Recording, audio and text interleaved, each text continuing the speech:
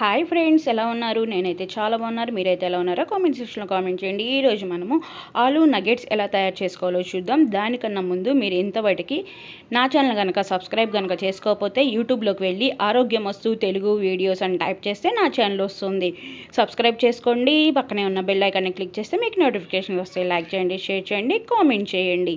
ఇంకెందుకు ఆలస్యం, ఎలా ప్రిపేర్ చేసుకోవాలో చూద్దాం. ఫస్ట్ ఒక బౌల్లో నేను ఉడికించిన ఆలూని ఇలా తురుముకున్నానండి.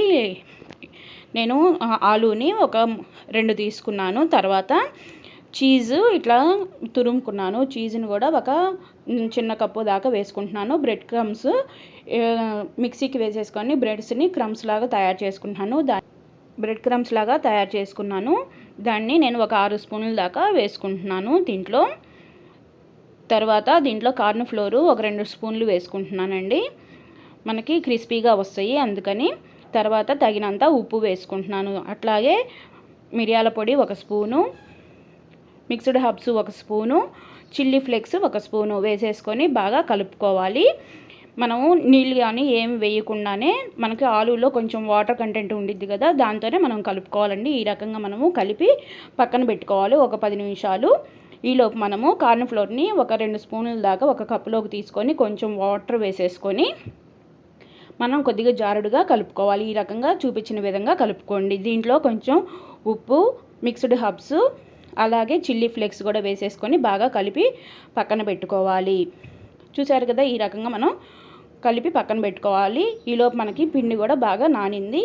దీన్ని మనము నగెట్స్ లెక్కన చేసుకోవాలి. షేప్లో మనము చేతికి ఆయిల్ రాసేసుకొని ఈ షేప్లో కనుక చేసుకుంటే నగెట్స్ చాలా టేస్టీగా ఉంటాయండి. సింపుల్గా చేసేసుకోవచ్చు, చాలా రుచిగా కూడా ఉంటాయి.